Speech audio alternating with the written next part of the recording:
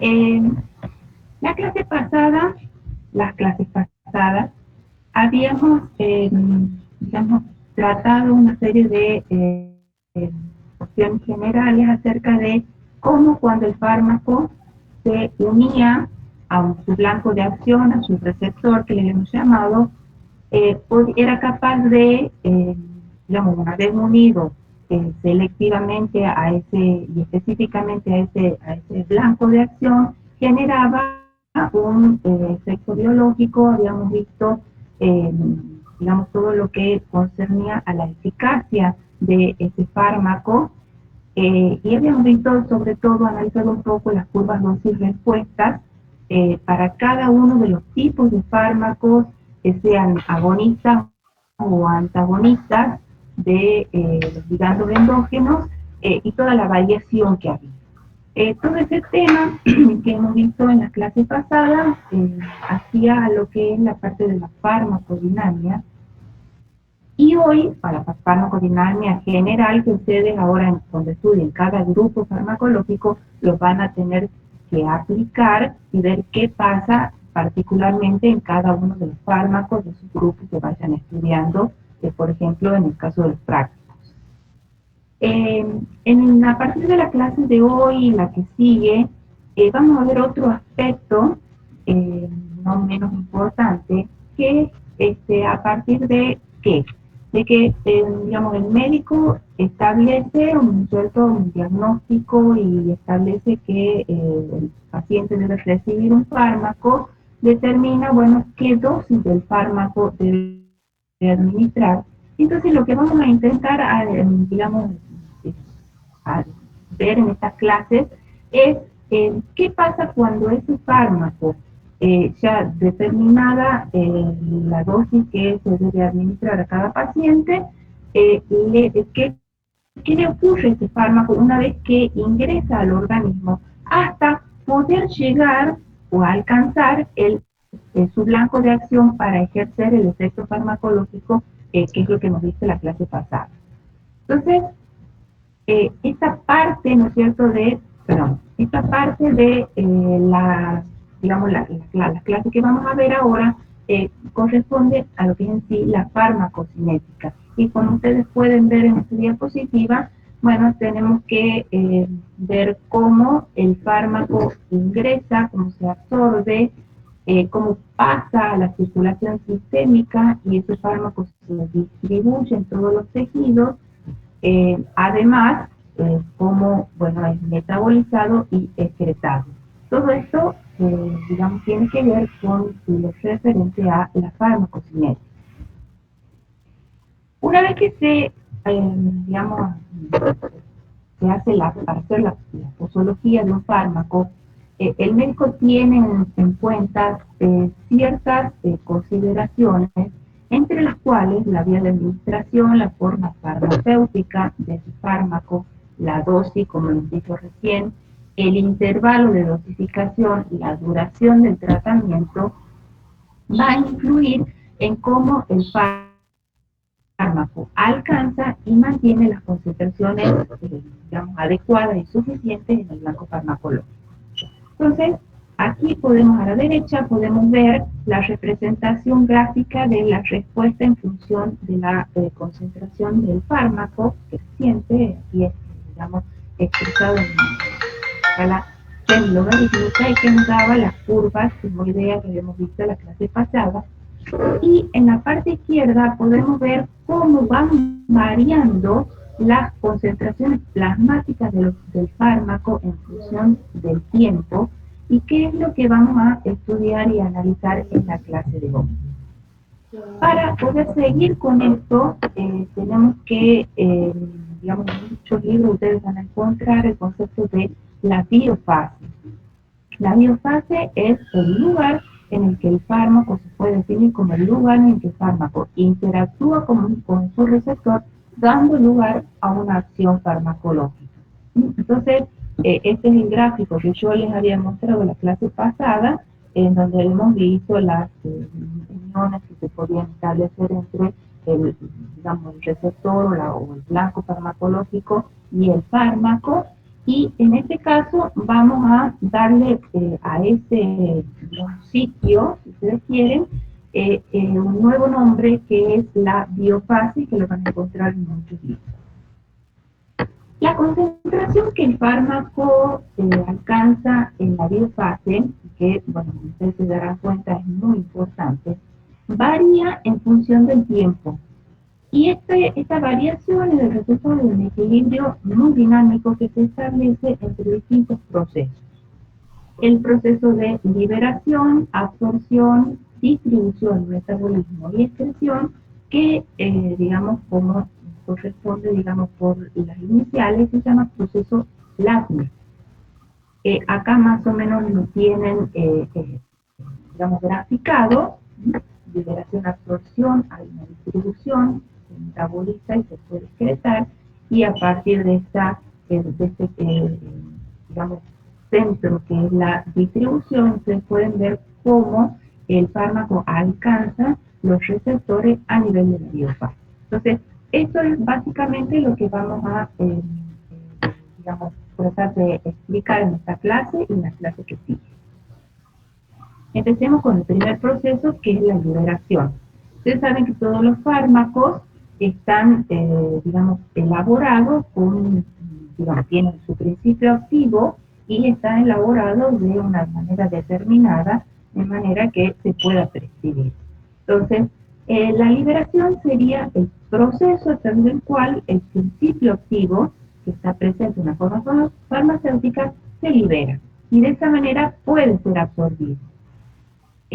Mayormente esta liberación se produce a nivel del sitio de administración, y si ustedes se dan cuenta, el principio activo queda separado, o sea, debe separarse del vehículo o el excipiente que se emplee para digamos, fabricar esa, digamos, esa preparación farmacéutica. La liberación, básicamente, o sea, no es que en todos los casos se dé, pero los principales procesos que, digamos, pueden ustedes ver en la liberación son la desintegración, la desagregación y la disolución del principio activo. Y aquí tienen ustedes un esquema en donde si tenemos una forma sólida, por ejemplo, un comprimido, bueno, para poder absorberse, que es el paso final, primero tiene que desintegrarse, que era el primer proceso.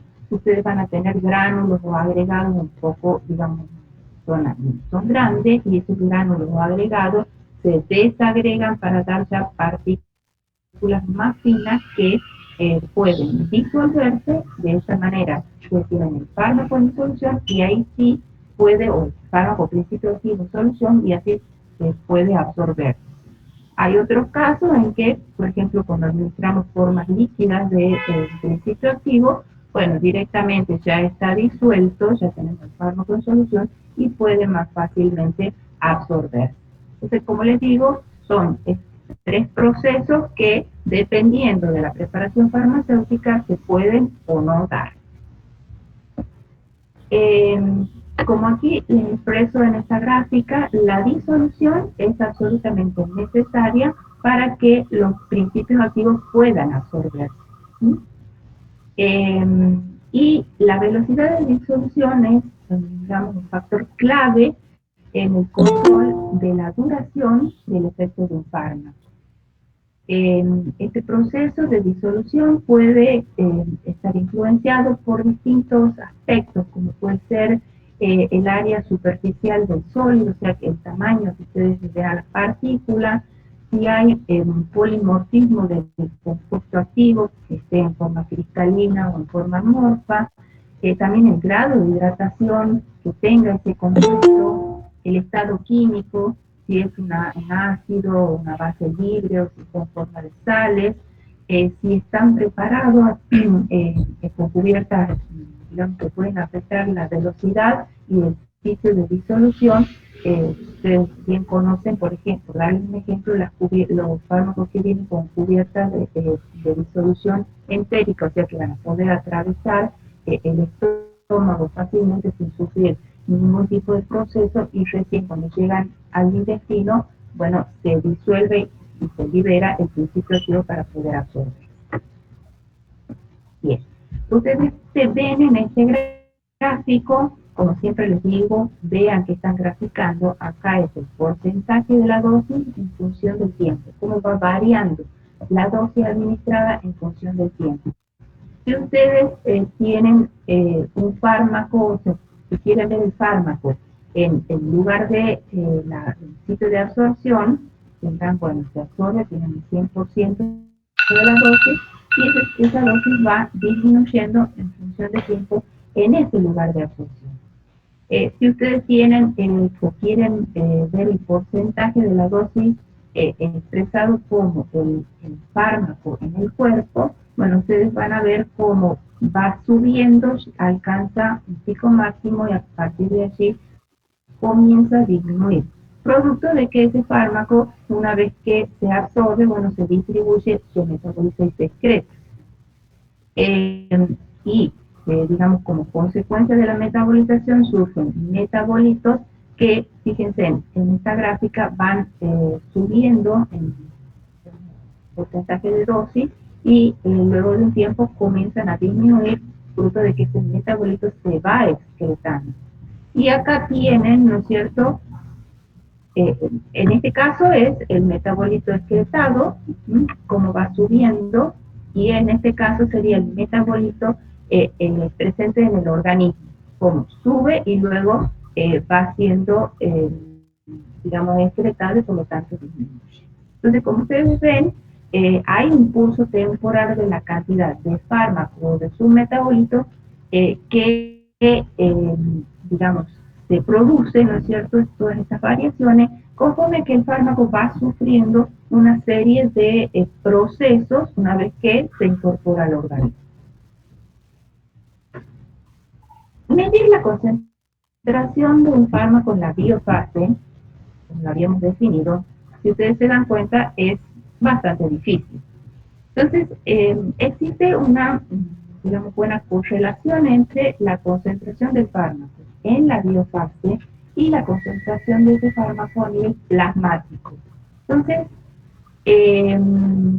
esto es lo que da esta asociación, digamos, esta correlación, es lo que nos permite a nosotros realizar las curvas de los niveles plasmáticos del fármaco, que me va a expresar el curso temporal de las concentraciones plasmáticas desde el momento de su administración hasta la desaparición en el organismo. Esta es una curva típica que ustedes ven graficando concentración plasmática en función del tiempo. Ustedes ven cómo la curva sube, alcanza un máximo, la concentración plasmática, y luego comienza a disminuir. Hay varios componentes importantes que tenemos que definir en esta curva, en donde ustedes tienen la concentración mínima eficaz. La concentración mínima eficaz es esta concentración plasmática, por debajo de la cual no tenemos efectos terapéuticos, por encima, por eso es mínima eficaz, tenemos efectos terapéuticos. Y otro concepto importante es la concentración mínima tóxica, que sería esta concentración plasmática, en donde, bueno, obviamente nunca tenemos que llegar ni sobrepasar, porque vamos ya a poder tener efectos adversos y incluso efectos tóxicos de ese fármaco, cosa que no es absolutamente deseable. Ustedes tienen el índice terapéutico que me expresa, muchas veces ustedes lo van a encontrar en los fármacos, el cociente entre la concentración mínima tóxica y la concentración mínima eficaz, y es, digamos, una medida de cuán inocuo o cuán tóxico puede ser, digamos, un fármaco, si obviamente estas dos concentraciones están muy cercanas, el cociente va a ser igual a 1, y eso me está hablando que el índice de seguridad de un fármaco en este caso es bastante alto, porque una variación muy pequeñita entre la concentración mínima eficaz ya me puede generar efectos tóxicos. Es como si esta, digamos, diferencia que está expresada en la gráfica fuese muy pequeña. Entonces, eso es muy representativo para algunos fármacos, por ejemplo, los fármacos glucósidos cardiotónicos. Los glucósidos cardiotónicos tienen un índice terapéutico muy cercano a 1, lo cual indica que son fármacos potencialmente peligrosos, tienen que ser controlados y seguidos muy cerca de sus pacientes. Hay otros fármacos en que este cociente tiende al infinito. Ustedes pueden dar gramos de ciertos medicamentos y no van a tener ningún tipo mayor de efecto tóxico. Por ejemplo, los antibióticos, la penicilina, ¿no? Salvando el hecho de que el paciente puede llegar a ser alérgico a la penicilina, que eso es otra historia que ya vamos a ver. Si un paciente no es alérgico, uno puede administrarle grandes cantidades de penicilina y no vamos a llegar nunca a la concentración, o muy poco probable, vamos a llegar a la concentración mínima tóxica, de manera que el índice terapéutico es muy alto. Después tenemos dentro de esta gráfica otro concepto importante, que es el periodo de latencia. ¿Qué sería este periodo que ustedes ven expresado en el eje de las X de tiempo? Que es el tiempo a partir del cual uno administra el fármaco, a partir del cual uno administra el fármaco hasta que la concentración plasmática alcanza el valor de la concentración mínima eficaz. Entonces, ese sería el periodo de latencia hasta que uno comienza a ver un efecto farmacológico. Eso es muy importante, en algunos fármacos es mayor, en otros fármacos es menor. Otra, digamos, cosa importante que tenemos que sacar de esta gráfica es, bueno, la intensidad del efecto, o sea, hasta dónde, ¿no es cierto?, podemos llegar a tener, a partir de la concentración mínima eficaz, a qué concentración máxima plasmática podemos llegar. También podemos definir a partir de aquí la intensidad, la duración de la acción, que es también llamado en muchos libros el tiempo eficaz, que es el tiempo entre que las concentraciones plasmáticas del fármaco alcanzan la concentración mínima eficaz, de hasta acá, y vuelve, la curva sube, regresa, digamos que comienza a disminuir y vuelve a alcanzar la concentración mínima eficaz. Entonces, durante todo ese tiempo eficaz, ¿cierto? Nosotros tenemos en que el fármaco va a poder ejercer una acción farmacológica adecuada. Y por último, en esta gráfica es importante porque ya vamos a ver que tiene mucha utilidad para definir ciertos otros parámetros. Tenemos lo que se conoce con el área bajo la curva, AUC, que están midiendo la cantidad de fármaco en un determinado tiempo que nosotros fijemos. Por ejemplo, si nosotros queremos fijar desde el tiempo 0 hasta este nivel de tiempo, bueno, toda el área bajo esta curva me va a estar indicando, es decir, medir la cantidad de fármaco en el organismo. Entonces, ¿cómo se hace? Dado que es un parámetro muy importante para poder definir otras cosas dentro de la farmacocinética, ¿cómo se hace? Bueno, para medir esa área bajo la curva. Hay muchos programas que esto lo hacen automáticamente, pero ¿cuál es el fundamento de todos estos programas? Bueno, como ustedes ven acá, en esta gráfica, otra vez volvemos a graficar la concentración plasmática en función del tiempo, me da la gráfica similar a la que acabamos de ver, y lo que el programa hace es dividir al área bajo la curva en varios trapecios, ¿no? Por eso se llama el método de los trapecios, y calcula, ¿no es cierto?, el área de cada uno de esos trapecios. Por eso ustedes ven aquí área 1, área 2, área 3, área, bueno, sigue hasta el infinito, hasta donde nosotros queramos definir la el área bajo la curva. Entonces, aquí a modo de que ustedes recuerden cómo era el área, la fórmula del área bajo la curva, entonces ustedes el área, digamos, van calculando, seccionando, ¿no es cierto?, esa área bajo la curva en varios trapecios.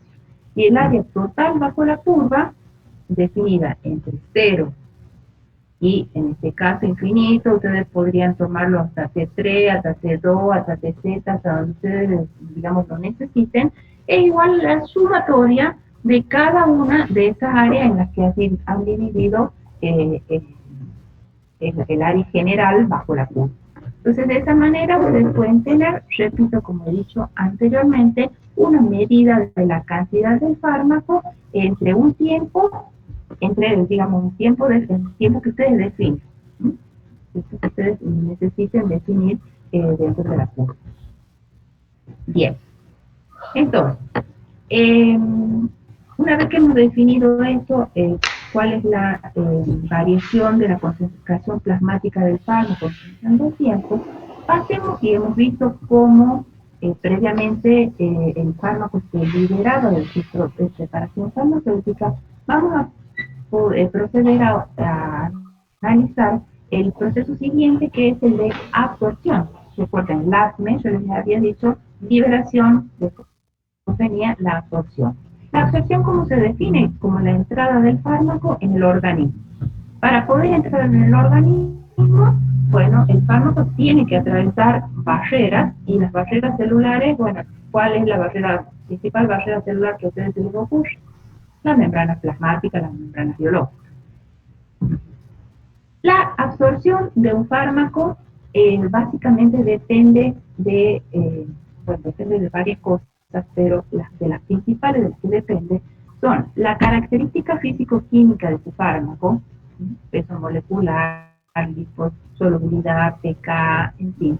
Por eso es que cuando yo en la primera clase les definía que ustedes tienen que conocer mínimamente cuál es la estructura y las características químicas de cada uno de los fármacos, es muy importante para que ustedes puedan, digamos, más o menos avisorar de qué manera se va a producir la absorción de ese fármaco.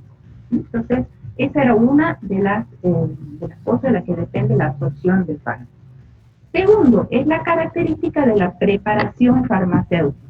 Ya hemos visto que la disolución, la desintegración, en fin, la liberación, los procesos de liberación van a depender de, digamos, cómo ese fármaco está preparado desde el punto de vista de la industria farmacéutica. Después tienen la otra cosa de la que va a depender la absorción, son las características del lugar de absorción. No es lo mismo que se absorba a nivel transdérmico, que a nivel intestinal, que a nivel pleural, en fin. Cada uno de esos lugares tiene sus características. Otro aspecto muy importante es la eliminación presistémica. ¿Qué significa esto? Que si ustedes al administrar un fármaco y absorberse en el lugar que se tiene que absorber, ya en ese momento comienza a metabolizar. Entonces, lo que nosotros vayamos a tener a partir de ese proceso de absorción en todo el organismo va a ser una cantidad mucho menor que la dosis administrada. Por ejemplo, por darles un ejemplo, hay metabolismo de algunos fármacos a nivel intestinal. O sea, si lo administran por vía oral, a nivel intestinal se produce su metabolización y lo que se absorbe es una porción de la dosis. Si ustedes tienen la eliminación por el citocromo P450, que es un sistema enzimático que se encuentra en el hígado.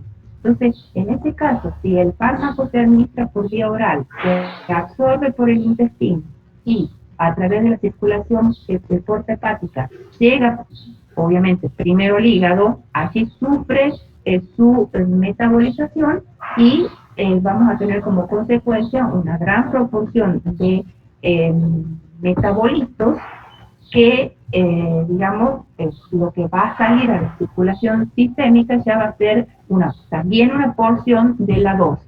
Esto es lo que en general se conoce como el fenómeno del primer paso hepático. Entonces, eh, por favor, si me esperan un segundito, ya vengo.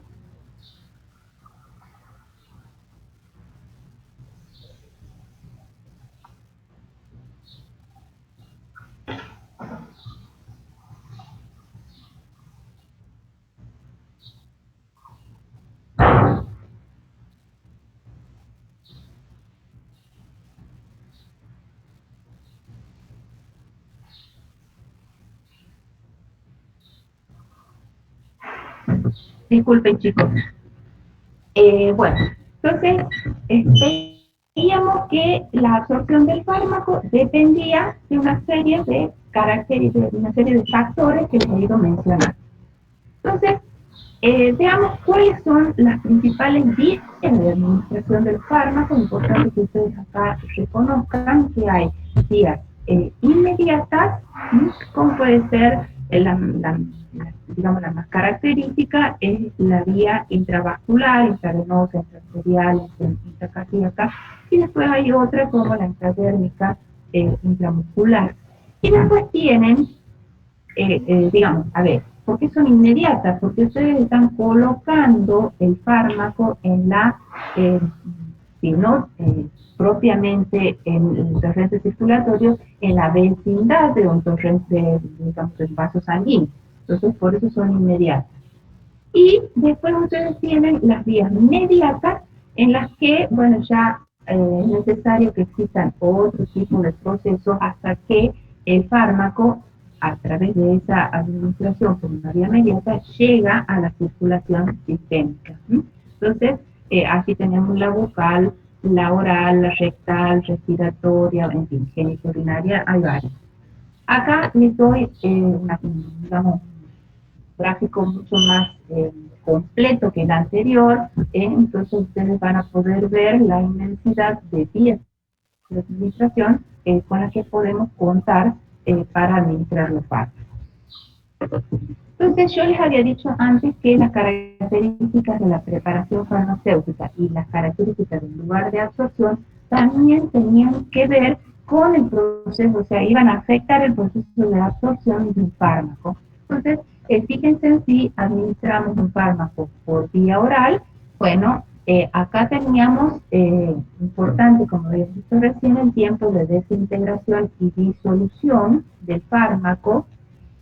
Hay que considerar, bueno, en cuanto al lugar de absorción, previamente, supongamos si es a nivel intestinal, cuál es la velocidad de vaciamiento gástrico, cuál es la velocidad de disolución de la preparación farmacéutica, cuál es el contenido, el pH del contenido tanto gástrico como intestinal, qué superficie de cocción a nivel intestinal, el periodo de tránsito intestinal, qué superficie de contacto encuentra el fármaco en el lugar de absorción, por ejemplo en el intestino, si es una superficie normal, si esta superficie de contacto digamos, está alterada por algún proceso patológico, y digamos, cómo se establece el transporte del fármaco a través de las células, ¿no es cierto?, digamos, del epitelio de la mucosa intestinal, hasta que alcanza el flujo sanguíneo mesentérico para absorber. Entonces, como ustedes ven, la absorción es un proceso, no es un proceso simple, es un proceso que depende de varios factores y que va a determinar cómo un fármaco se absorbe, con qué velocidad se absorbe y llega a la circulación sanguínea. Este es el fenómeno del primer paso hepático que yo les había mencionado anteriormente, que es bastante importante para los fármacos que se administran por vía oral, porque, bueno, como decía recién, a través de la circulación, si se absorbe a nivel intestinal, la circulación enterohepática transporta el fármaco al hígado a través de la biotransformación, sobre todo del sistema enzimático del citocromo P450, se metaboliza, que es digamos, un sistema, ya lo vamos a ver en la clase que viene, muy importante para la metabolización de xenobióticos, entre los cuales se incluyen los fármacos, de manera que por la vena hepática a la circulación sistémica sale un porcentaje de la dosis que ustedes han administrado, porque la otra se biotransformó. Entonces, eso es realmente muy importante, digamos, a considerarlo para efectivamente saber cuántos fármacos va por circulación sistémica a llegar a la biofase. Y lo mismo, bueno, con la eliminación presistémica, que es lo que les decía yo, todos los procesos metabólicos que pueden surgir a nivel, por ejemplo, intestinal, si el fármaco, en este caso, es administrado por vía oral. Bien, entonces, ¿cuáles son los mecanismos a través de los cuales los fármacos atraviesan las membranas biológicas? Y bueno, acá no hay mucha ciencia, o sea, los fármacos van a emplear todos los mecanismos de transporte fisiológicos con los que se encuentren. Normalmente no van a generar un mecanismo, digamos, extra a lo que el organismo ya tiene. Entonces, bueno, ustedes acá tienen los ejemplos de cuáles son los principales procesos para transportar, digamos, sustancias endógenas que son empleados por los fármacos, como por ejemplo procesos de pasivos de difusión, transporte especializado, utilización de ionóforos que pueden formar canales o ser transportadores móviles de iones. Yo no me voy a detener en esto porque esto es meramente las características de cada uno de sus transportadores. Ustedes ya los conocen desde fisiología, los tendrán que repasar y digamos, cuando vean cada grupo farmacológico van a tener que ver dentro de ese grupo farmacológico qué tipo de transporte o de transportador emplean los fármacos para absorberse. Otra manera, digamos, de que el fármaco pueda absorberse a través de los procesos de endocitosis y exocitosis, o a través de proteínas transportadoras de membrana, como las superfamilias de las ABC o de las MS, que también ustedes ya tienen un conocimiento acabado de cómo funcionan cada uno de estos procesos. Y por último, otra forma ya bastante conveniente y muy utilizada actualmente es la utilización de liposomas. Los liposomas son vesículas, digamos, como ustedes lo ven acá. Acá les muestro la diferencia entre una bicapa lipídica, una micela y un liposoma, en donde la estructura fundamental en la bicapa lipídica son fosfolípidos con sus cabezas hidrofílicas y sus colitas, ¿no es cierto?, que son la parte hidrofóbica. Entonces se forman en el laboratorio, se pueden, digamos, formar vesículas, liposomas, que son vesículas con doble membrana, y que, digamos, permiten alojar tanto fármacos que sean hidrofílicos en el centro, ¿no es cierto?, en el hueco que queda, o activos lipofílicos, por ejemplo, aquí es el caso de la vitamina A y la vitamina B, que quedan atrapados en el medio de la bicapa, dado digamos, el lugar lipofílico que en ese caso las puede contener, ¿no es cierto?, estas vitaminas que son vitaminas lipofílicas. Entonces, es otra forma de, digamos, un poco más sofisticada de permitir la absorción de ciertos fármacos. Bien. ¿Hasta aquí van comprendiendo todo? ¿Tienen alguna duda? ¿Están ahí?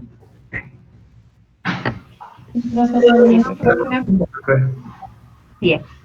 Entonces, vamos a pasar a analizar. Por favor, si tienen alguna duda, no duden en interrumpirme para que vuelva a explicar lo mismo si les queda claro el concepto, ¿no? Bueno, entonces, hasta aquí vamos en el proceso de la absorción de los fármacos, y ustedes tienen que considerar lo siguiente: la mayoría de los fármacos son fármacos lipofílicos. Entonces vamos a hacer un análisis de la mayoría. Después hay otros que no lo son y entonces, digamos, tienen sus particularidades. Pero en el caso de que estemos hablando de fármacos lipofílicos, entonces el fármaco lipofílico atraviesa las membranas biológicas principalmente a través de un proceso de difusión pasiva directa siguiendo o a favor de un gradiente de concentración. Se van desde el lugar de mayor concentración al lugar de menor concentración, hasta que se establece un equilibrio entre ambos lados de la membrana, y este proceso, como ustedes ven acá, no requiere de energía. Sin embargo, este proceso de absorción por difusión pasiva está condicionado por el coeficiente de partición líquido-agua, el coeficiente de difusión, que estaría digamos, dando la medida de la movilidad de las moléculas en los líquidos. También está condicionado por el pKa de cada fármaco, la característica esa que expresa el pH en el cual existe un equilibrio entre la forma ionizada y no ionizada del fármaco, y el pH que se encuentre en el medio, donde uno va a absorber el fármaco. Entonces vamos analizando cada uno de ellos.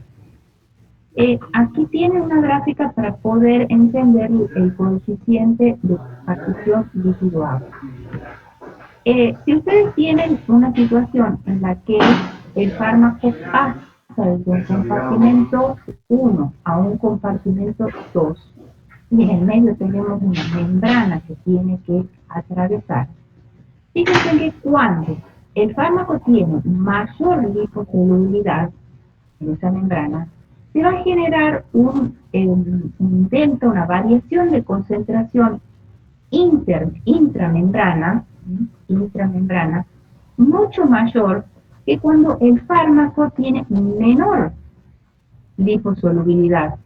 Entonces, esa mayor variación de concentración intramembrana permite o da como consecuencia una mejor difusión a través de las membranas, y es lo que hace, ¿no es cierto?, digamos, por movimiento de los fármacos desde un compartimento hacia otro.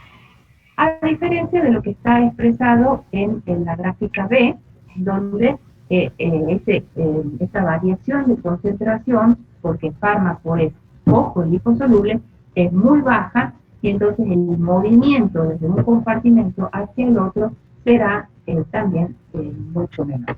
Entonces a eso se refiere cuando hablamos del coeficiente de partición lípido-agua. Después tenemos que hablar del coeficiente de difusión. Ustedes saben que la mayoría de los fármacos son ácidos o bases débiles que pueden estar ionizados en función del pH del medio. Esto es lo que uno puede aplicar o ustedes pueden recordar de la ecuación de Henderson-Hasselbalch, y ustedes pueden ver que, como en este gráfico, la forma ionizada, digamos, cambia en función del pH a forma no ionizada, y los ácidos débiles siempre se van a ionizar en pH alcalino, y las bases débiles se van a ionizar en pH ácido. ¿Y qué hay, digamos, qué trae como consecuencia esto? Que, bueno, si ustedes tienen una forma ionizada, la forma ionizada con dos cargas eléctricas va a ser bastante poco probable que pueda atravesar las membranas plasmáticas, ya que estas formas son poco liposolubles, mientras que cuando yo tengo una forma no ionizada, bueno, las moléculas no ionizadas sí son liposolubles y pueden difundir fácilmente a través de las membranas. Aquí está expresado la otra característica, que era el pKa de cada uno de los fármacos, que hay que tenerlo en cuenta cuando uno analiza la difusión a través de las membranas. La ecuación, ¿no es cierto?, que mencionaba recién, y ustedes pueden ver cómo en este gráfico estamos graficando absorción, porcentaje de absorción en función del pKa de cada uno de los fármacos. Fíjense que un ácido fuerte o una base fuerte tienen un porcentaje de absorción muy bajo, ¿sí?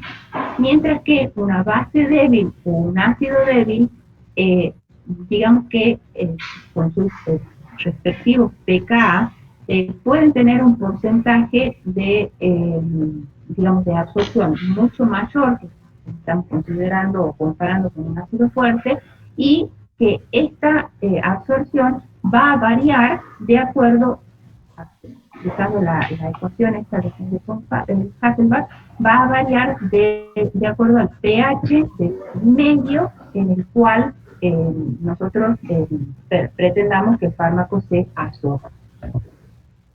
Fíjense acá, les he puesto un ejemplo de los valores del pK de algunos fármacos bases y ácidos, por supuesto, débiles, y que, con distintas graduaciones, por supuesto, y que en esta parte de la gráfica he tomado como ejemplo el ácido acetil salicílico, que tiene un ácido débil con un pKa de 3,5, y ustedes pueden ver cómo en el jugo gástrico, donde el pH es 3, ustedes tienen, digamos, parte ionizada muy pobre, porque, o sea, cantidad, digamos, muy baja, porque tenemos un pH 3. Sin embargo, a medida que vamos incrementando el pH, por ejemplo, pasamos al plasma y pasamos a la orina, plasma 7,4, orina más o menos pH 8, digamos, si uno intenta alcalinizar la orina, ustedes van a ver cómo la fracción ionizada va creciendo, modificando el pH. Y la fracción ionizada es, digamos, poco soluble. Entonces, esta es la estrategia que muchas veces se aplica para eliminar un fármaco que uno no quiere, es decir, alcalinizar la orina. El pH normal de la orina es aproximadamente 5. Bueno, si uno a través de determinados medios puede alcalinizar la orina, va a hacer que digamos, la fracción ionizada sea mayoritaria en la orina. Como esa fracción ionizada es poco liposoluble, no se reabsorbe y se excreta por la orina. Esta es, digamos, una estrategia que ustedes la van a ver muchas veces con la finalidad de eliminar ciertos fármacos o ciertos metabolitos del organismo de manera rápida a través de la orina. Bien. Cuando uno estudia la farmacocinética, hay digamos, detrás de todo esto hay un desarrollo matemático y una serie de representaciones gráficas que permiten realizar un análisis, ¿no es cierto?, de cada uno de los procesos farmacocinéticos, y que, digamos, la mayoría de estas gráficas identifican la variación de la concentración del fármaco en función del tiempo.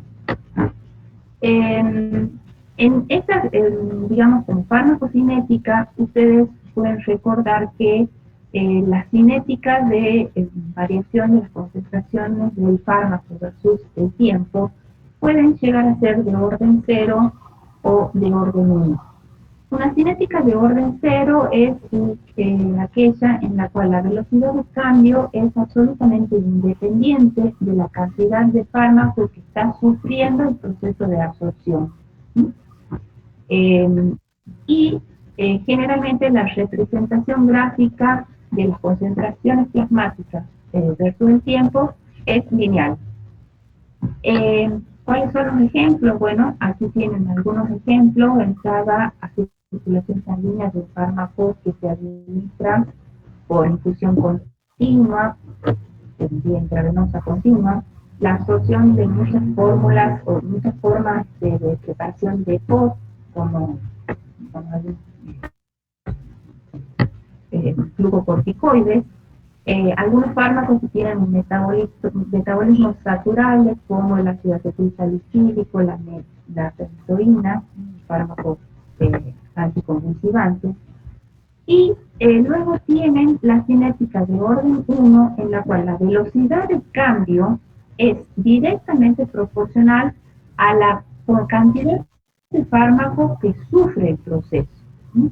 Y la representación gráfica estaría dada por una curva en la cual aquí les muestro es la curva con una cinética de absorción de orden 0. Si ustedes se fijan, acá graficamos porcentaje del fármaco que queda por absorber en función del tiempo.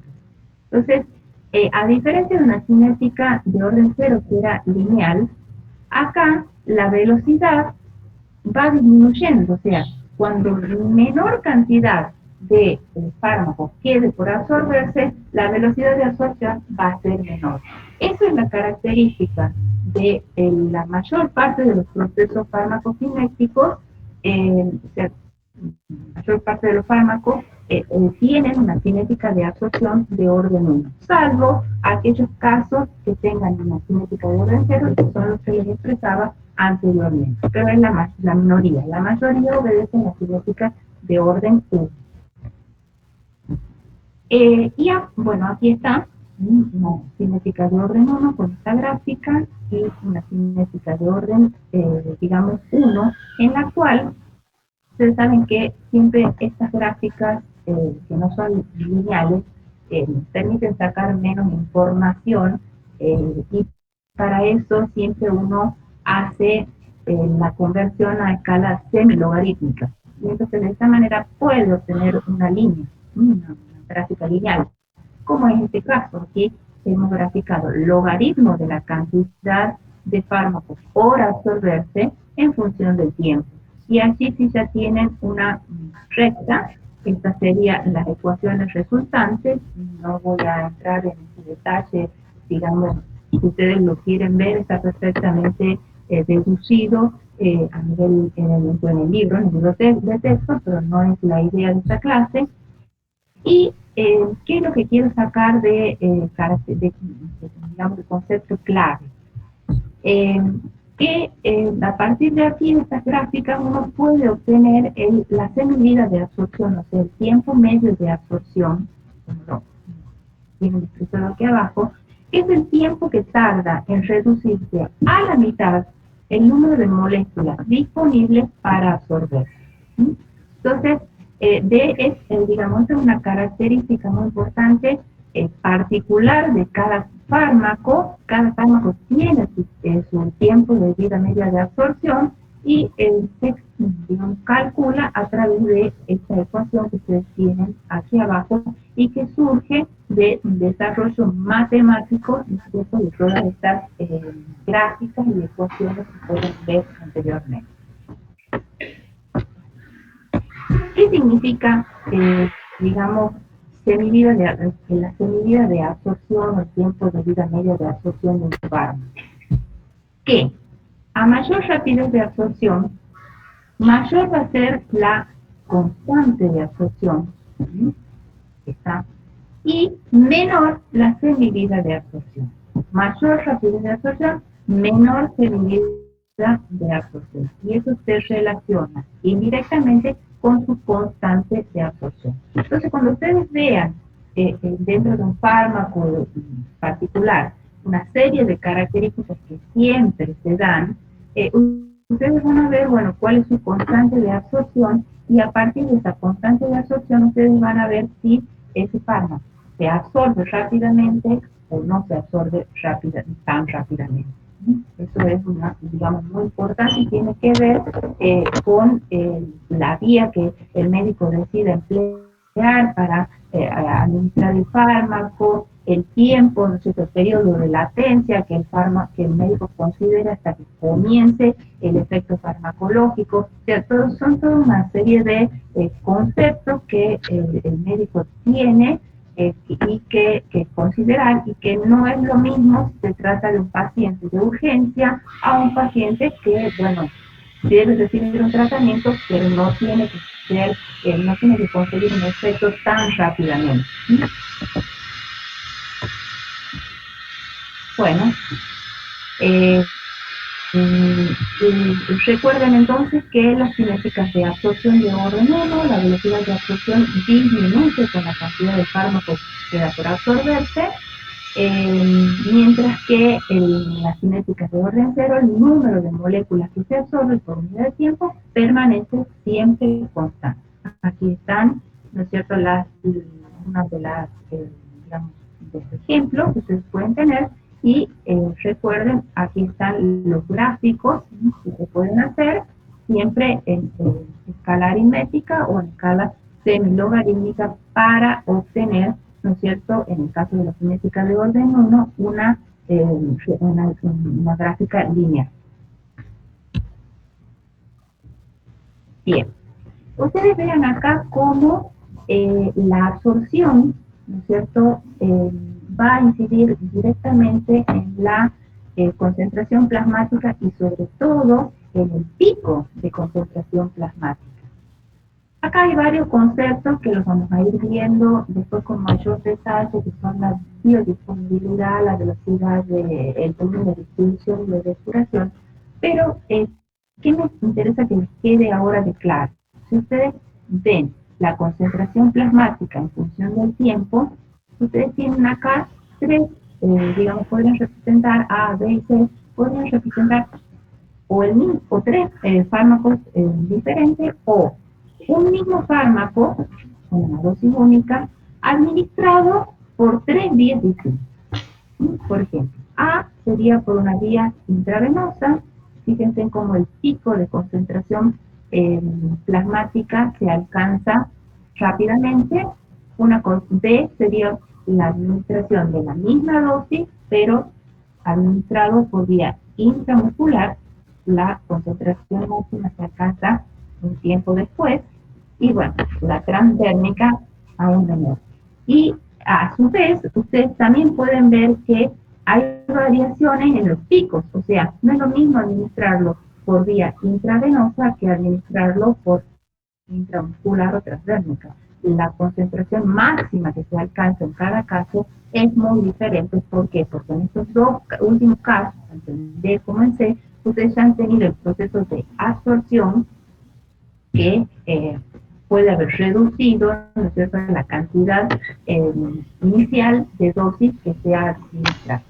Recuerden en este caso, cuando vuelvan a analizar esta gráfica, que ustedes acá han administrado el mismo fármaco en una dosis única. No es que han administrado varias dosis, ustedes han administrado una dosis única y han visto cómo esa dosis única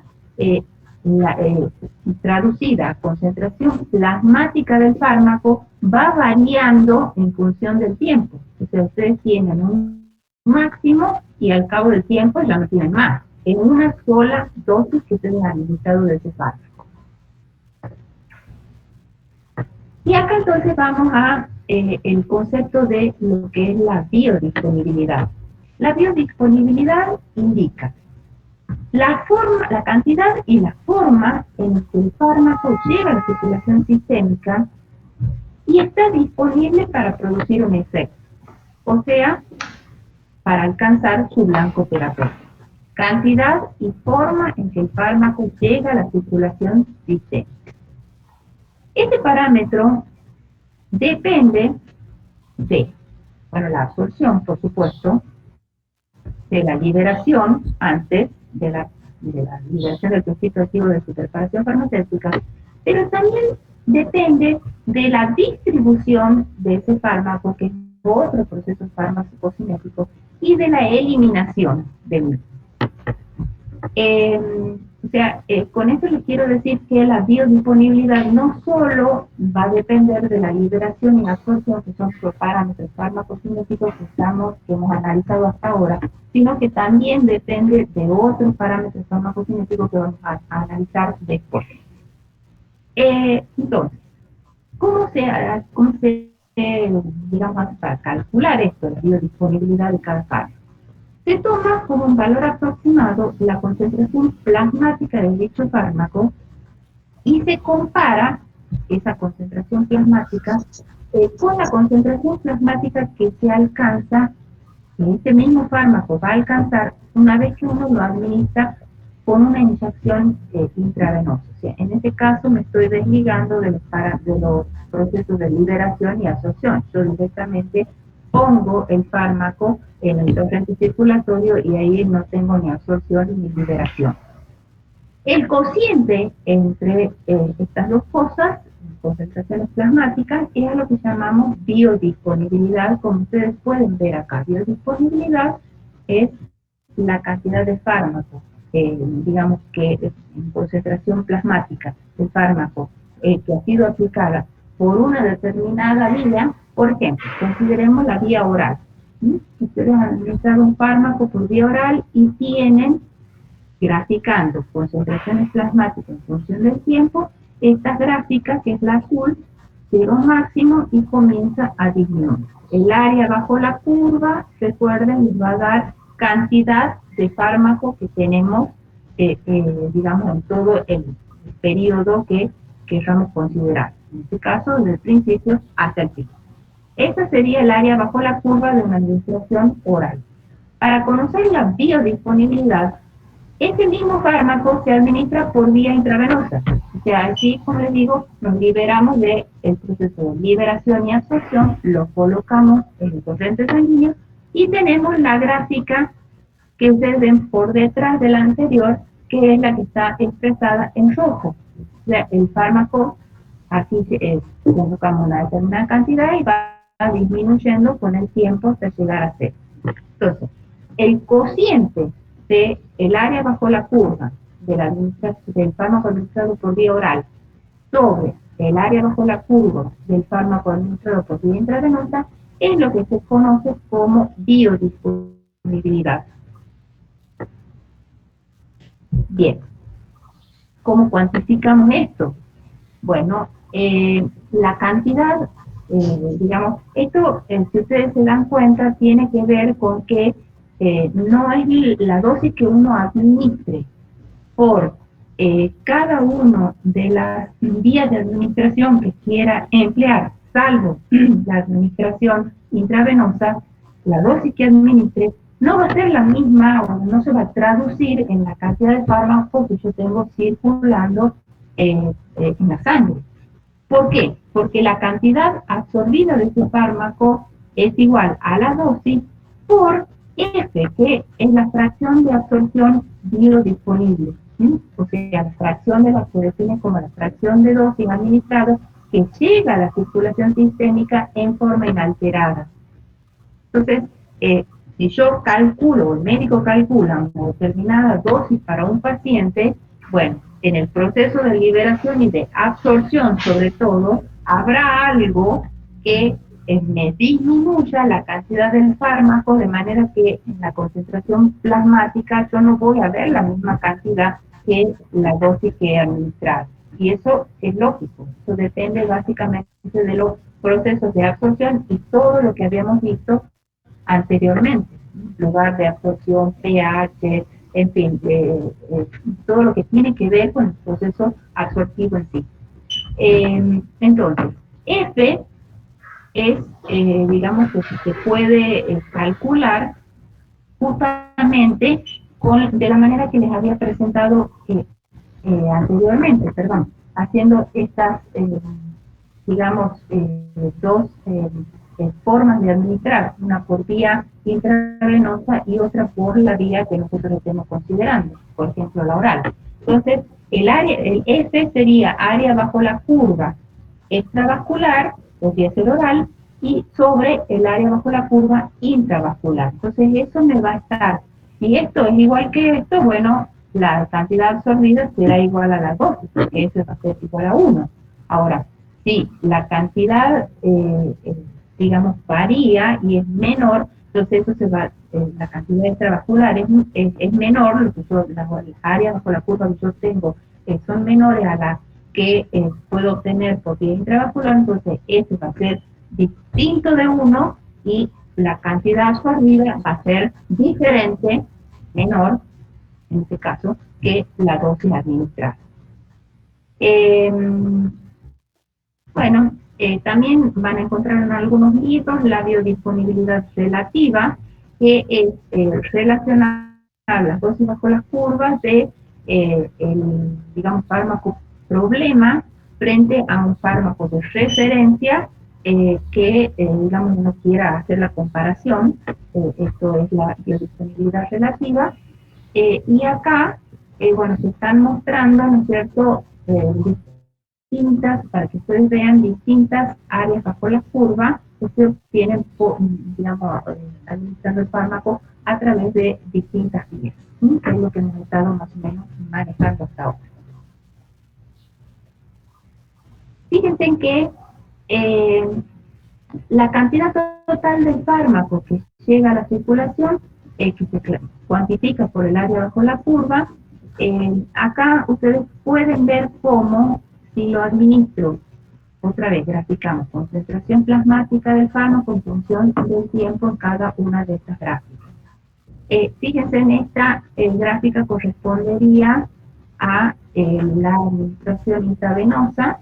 Entonces, una biodisponibilidad del 100% por definición, acá también, pero sin embargo, cuando uno administra por una vía que puede ser oral, subcutánea, intramuscular, digamos, o una vía u otra vía, que por ejemplo tenga el 50% de biodisponibilidad, ustedes pueden trazar la gráfica de concentración plasmática en función del tiempo. Tienen esta gráfica y si hacen el área bajo la curva, van a ver que esta área bajo la curva, que está graficada acá en celeste, es menor que el área bajo la curva que podríamos sacar para, ¿no es cierto?, una administración intravenosa en donde la biodisponibilidad es, por definición, 100%. Y en el caso, por ejemplo, que usemos otra vía en donde la biodisponibilidad no sea tan baja como el 50%, que no sea en este caso, pero sea menor que el 100%, que es la administración intravenosa, ustedes van a obtener esta área bajo la curva, y esta área bajo la curva, digamos, siempre va a ser menor que el área bajo la curva, ¿no es cierto?, si se lo administra al mismo fármaco por vía intravenosa. ¿Sí? O sea, el área bajo la curva AUC intravenosa es mayor que el área bajo la curva, esta que está graficada en gris. Estos son algunas, digamos, ejemplos de biodisponibilidad de distintas vías de administración.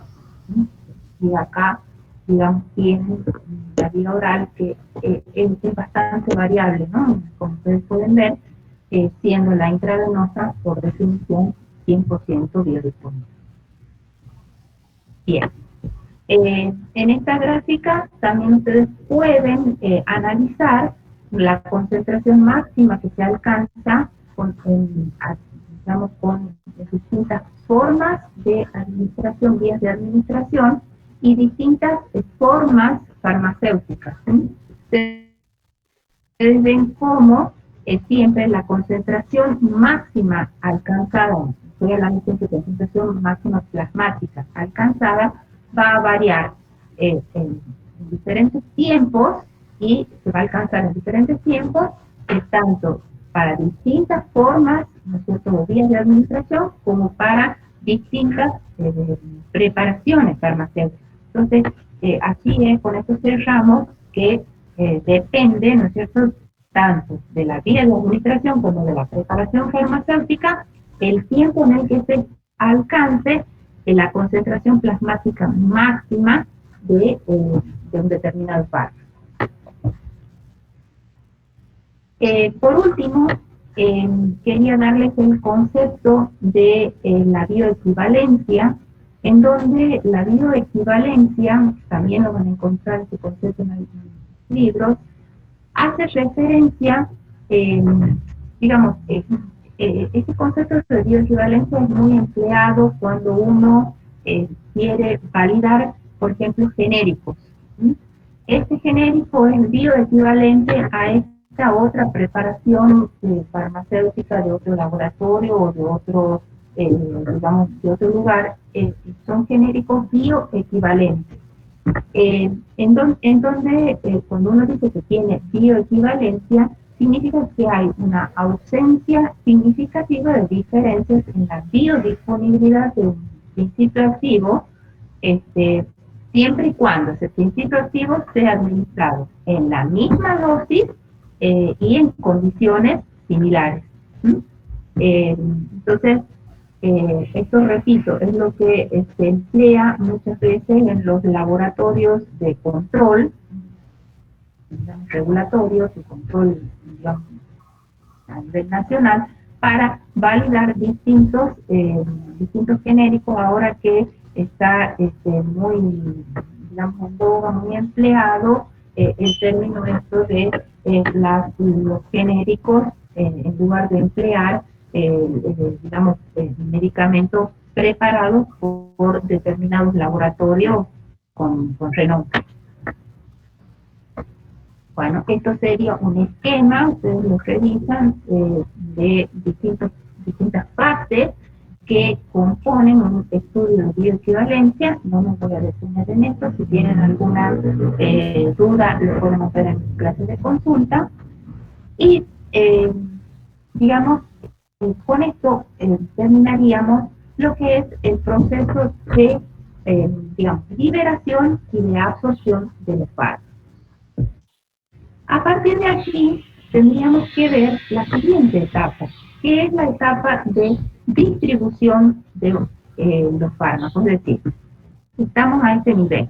Tengo la dosis del fármaco, y ese fármaco se liberó o no, si es un fármaco que está en preparación disuelta, y ese fármaco, bueno, se absorbe. Y siempre acá ustedes tienen en amarillo colocadas las membranas biológicas, a través de las cuales el principio activo tiene que pasar, digamos, para poder absorber. Entonces aquí hemos analizado este proceso. Siguiente, ¿qué tenemos? Que este fármaco, una vez que se absorbe, pasa a, digamos, a distribuirse por el organismo, y en la distribución de ese organismo, el medio, digamos, el compartimento que más se emplea para distribuirse es el compartimento, digamos, sanguíneo, o sea, el plasma sanguíneo, a través del cual el fármaco va a poder llegar tanto al sitio de acción, donde se encuentran los blancos farmacológicos receptores, va a poder llegar a distintos folios lísticos, va a poder llegar a determinados sitios en donde digamos, no es un sitio específico como el sitio de la acción terapéutica, y va a poder dar lugar a, digamos, a respuestas no deseadas, digamos, reacciones adversas, incluso tóxicas. Este fármaco va a poder, a través de este compartimento central, que en este caso estamos considerando el plasma, va a poder llegar hasta los sitios en donde se biotransforma. A partir de allí es un ida y vuelta entre el fármaco sin transformar y el fármaco metabolizado, y este fármaco que se encuentra también en este compartimento central va a poder, a partir de allí, excretarse a través de, bueno, distintos vías, órganos que cada uno de los fármacos emplea, riñón, pulmón, vía biliar, etcétera, va a poder excretar. Entonces, como ustedes ven, la distribución del fármaco a través de este compartimento central que vamos a considerar es realmente muy importante, y tiene varios factores que condicionan la distribución de un fármaco hacia distintos sitios. Bien, hemos dicho que el fármaco, una vez absorbido y disuelto en sangre, pasa a los distintos tejidos. Si el fármaco es lo suficientemente liposoluble, lo hará, digamos, por difusión pasiva, hemos dicho, y va a seguir un gradiente de concentración. Entonces, la distribución en los distintos tejidos, como yo les pongo en esta gráfica, nunca es uniforme. Sí, yo la acuerdo, y en muchos casos, depende del riego sanguíneo que tengan cada uno de esos órganos o esos sitios a los cuales se dirige el fármaco a través de compartimento central que hemos considerado que es la de distribución, que es la sangre. Entonces, no es lo mismo el cerebro, el corazón, el riñón, con un riesgo sanguíneo muy elevado, entonces la distribución del fármaco va a ser mayor y rápida a un tejido o lugar del organismo en donde el riesgo sanguíneo está reducido, la distribución va a ser muy lenta. Entonces, por eso les digo que nunca es uniforme. La velocidad de distribución en la mayoría de los tejidos depende fundamentalmente de la perfusión sanguínea de cada órgano, como comentaba recién, pero también influyen otros factores. Y otra vez volvemos al mismo, digamos, bastante parecido a lo que vimos con la absorción. Características del fármaco, tamaño molecular, liposolubilidad, pK, grado de ionización. Por eso yo repito, es importante que ustedes mínimamente cuando vean el grupo farmacológico tengan idea de qué, químicamente, de qué es ese fármaco, no con detalles ni con modificaciones químicas entre uno y otro ejemplo, pero sí a grandes rasgos, químicamente, qué es, si es liposoluble, si está mayormente ionizado o no está mayormente ionizado. Otro factor importante en la distribución es el grado de unión a proteínas plasmáticas y a proteínas tisulares, o sea, la afinidad que ese fármaco tenga por las proteínas plasmáticas que van a ser como carriers, que van a ser como transportadores dentro del torrente sanguíneo, o sea, de compartimentos centrales que hemos considerado, y también la afinidad que tenga hacia distintas proteínas tisulares.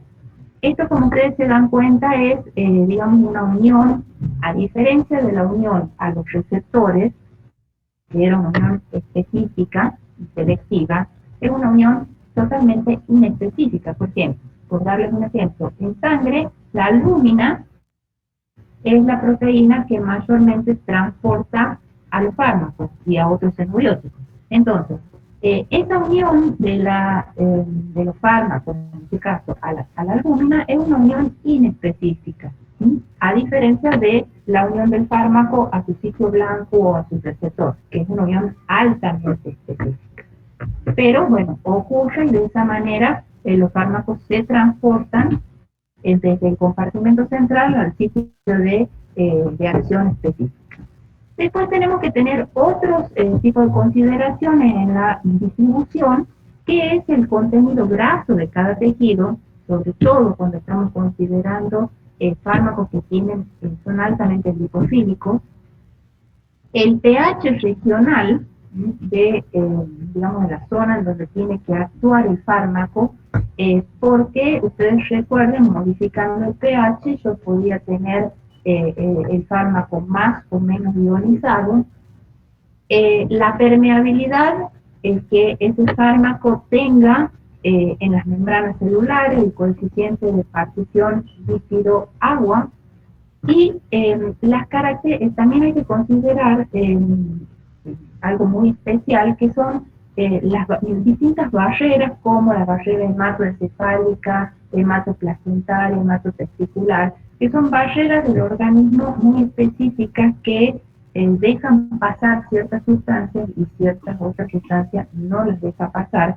Entonces, eso también hay que tener en cuenta cuando uno quiere distribuir un fármaco, que ese fármaco llegue a lugares que sean accesibles, pero siempre y cuando no se encuentren con estas barreras especiales hacia determinadas regiones del organismo. Disculpen por ver la hora.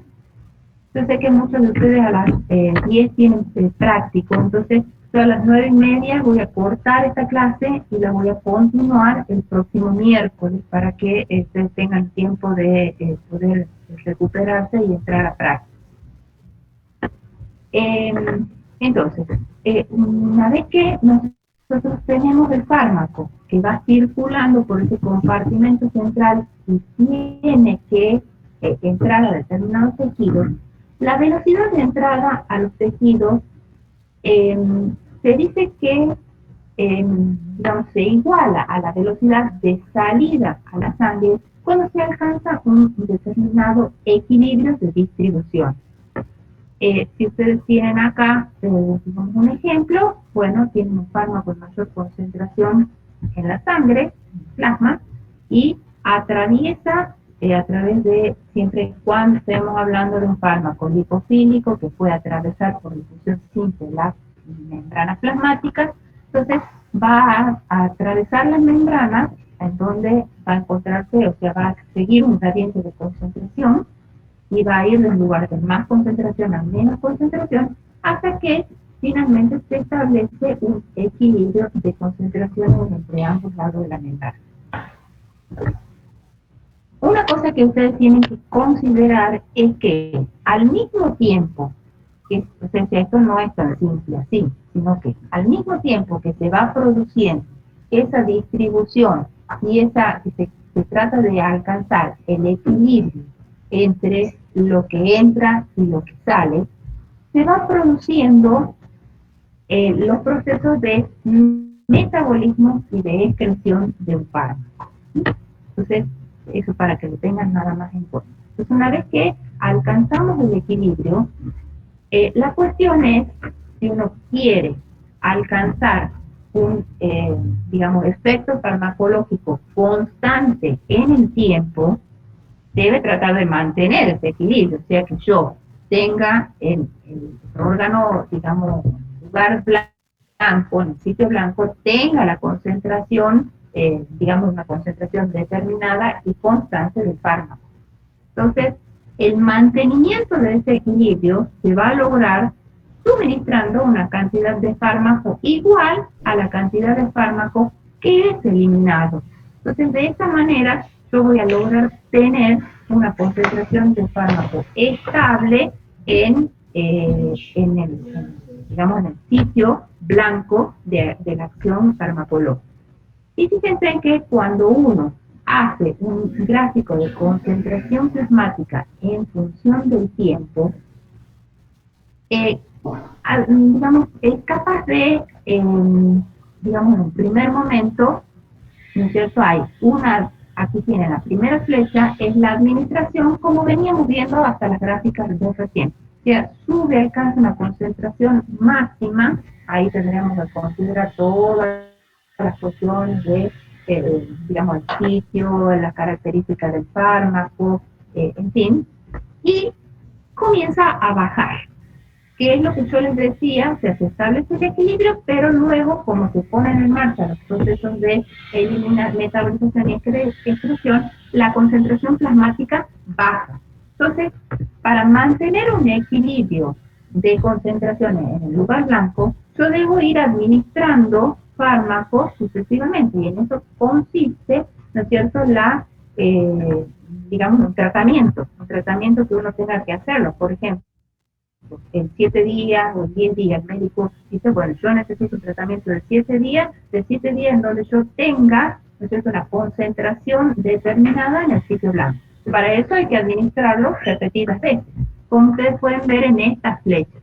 Entonces siempre hay una variación, ¿no es cierto?, entre un máximo y un mínimo, pero esa variación entre un máximo y un mínimo tiene que mantenerse en el tiempo para conseguir un efecto farmacológico. Y esta variación entre un máximo y un mínimo de concentración plasmática que se va a traducir en la concentración en el sitio, digamos, blanco, en el sitio de acción, es lo que se denomina rango terapéutico. ¿Sí? Que entonces se va entre un máximo y un mínimo, pero, digamos, nunca cae.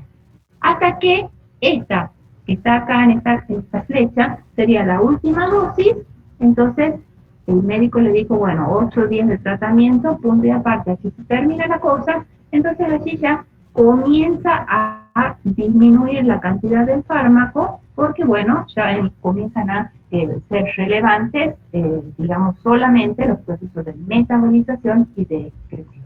Entonces, de esa manera... ¿Profe? Sí, sí. ¿Esto también se cumple el equilibrio con los fármacos de liberación prolongada, de liberación programada?